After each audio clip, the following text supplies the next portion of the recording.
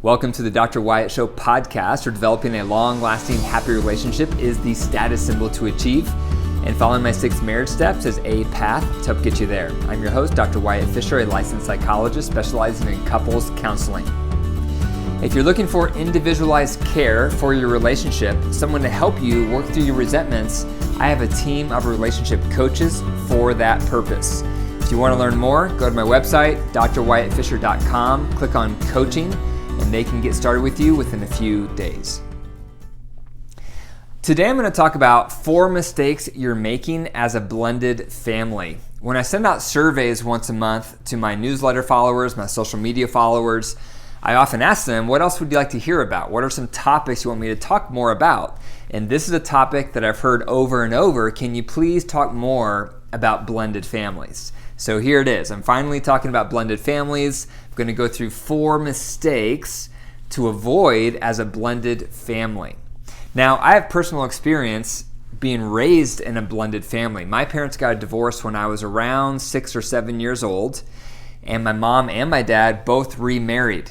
So I was raised with a stepmom, I was raised with a stepdad, I had step siblings, so I know firsthand what it feels like to be raised in a blended family from a child's perspective.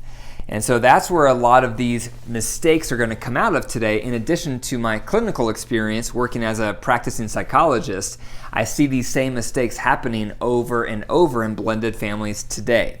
So let's go ahead and kick it off. The first mistake you're making in a blended family, the number 1 is the step parent is the disciplinarian. Now that's a problem. That's a problem for the step parent to become a disciplinarian. When you become a disciplinarian, it hurts rapport. Every time you correct a child, you reprimand a child, you give the child a consequence, any type of consequence you're giving a child hurts the rapport. And a step parent doesn't have much rapport. And so if they're the one making the corrections, they're the one making the rules, they're the ones holding that child accountable for their behavior and enforcing the consequences, that's a horrible combination. Because every time you have that interaction with a child or with a teen, it hurts the rapport.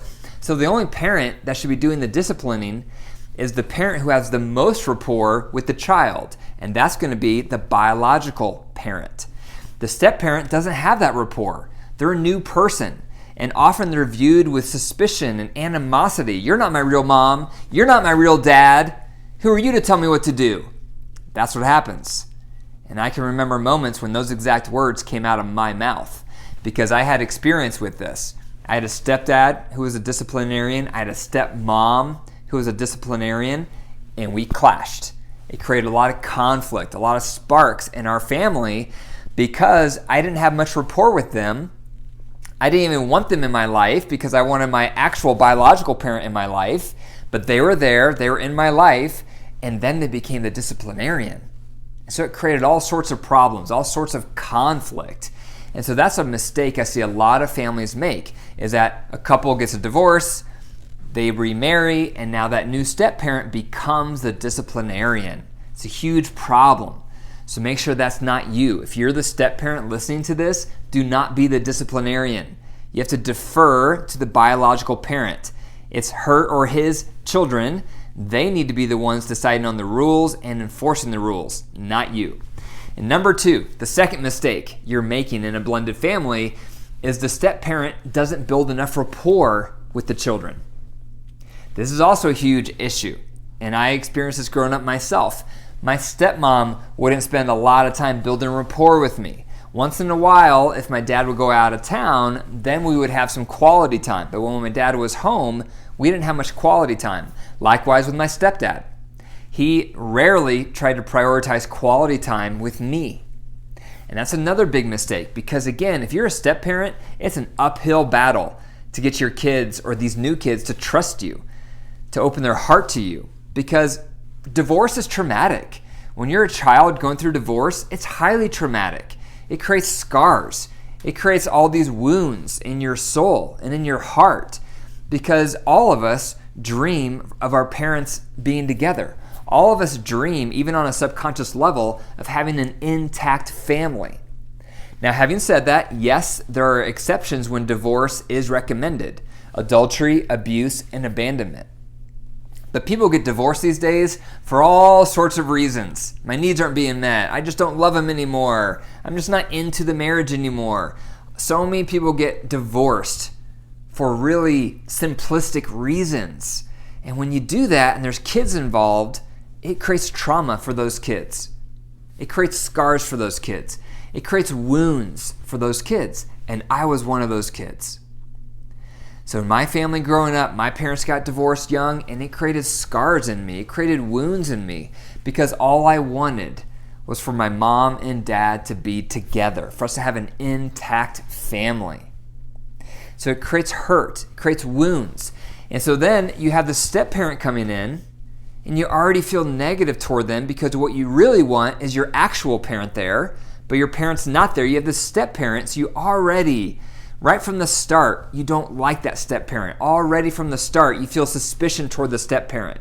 Already from the start, you feel some animosity toward that step-parent. Therefore, if you're the step-parent, you need to be building rapport with that stepchild. You need to carve out quality time on a regular basis. And you're not interacting as a parent to a child. You're interacting as maybe an uncle or an aunt, where you're just trying to build that rapport. You're trying to get to know them. You're trying to help them feel safe with you.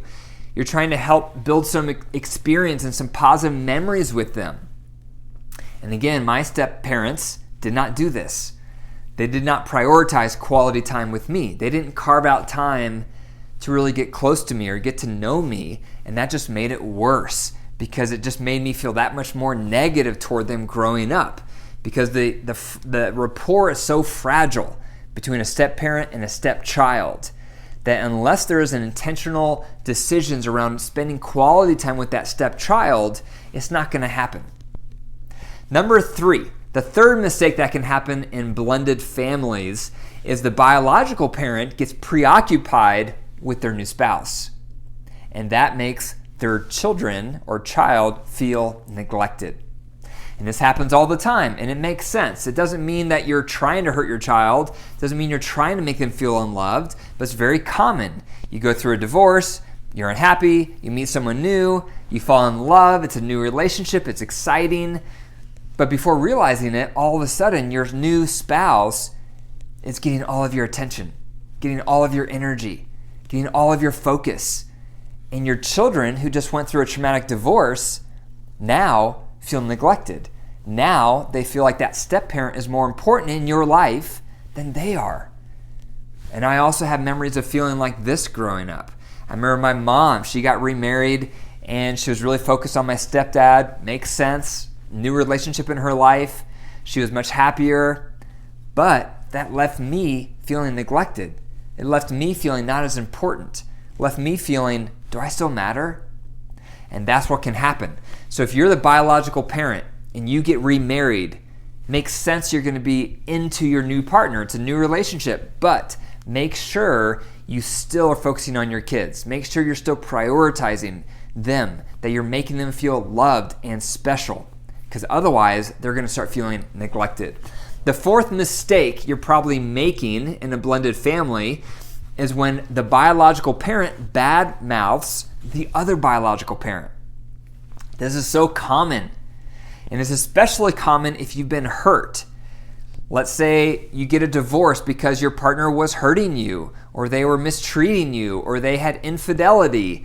And yes, that created a lot of scars in you, but then you make the mistake of sharing those scars with your children. You start bad-mouthing their other parent. You start telling them what a horrible father they have. You just start telling them what a horrible mother they have. You start telling them all the terrible things that their father did, all the terrible things that their mother did. That's a mistake. You don't want to do that, because that is so damaging for the child, because now they're getting all these negative messages about their other parent. In your heart of hearts, you always love your biological parents. It's just built in. So then when you start hearing all these negative messages, these negative comments about your other biological parent, it does a lot of damage. Creates confusion, creates suspicion, creates insecurity. And I also experienced this. I have memories of my mom bad-mouthing my dad bad-mouthing my mom. It put me and my sister in the middle, and again, it just created negative feelings that didn't have to be there. So if you're in a blended family, those are 4 mistakes you want to avoid. Number 1, the step-parent becoming the disciplinarian. Number 2, the step-parent not building rapport intentionally with the step-kids. Number 3, the biological parent being preoccupied with their new parent or their new partner, therefore making their child feel neglected. And number 4, the biological parent bad-mouthing the other biological parent. Thank you for listening to the Dr. Wyatt Show podcast. If you enjoyed the episode, be sure to click the 5 stars and leave a review. And be sure to tell one person today about the Dr. Wyatt Show podcast. If it's helped you, it's going to help them.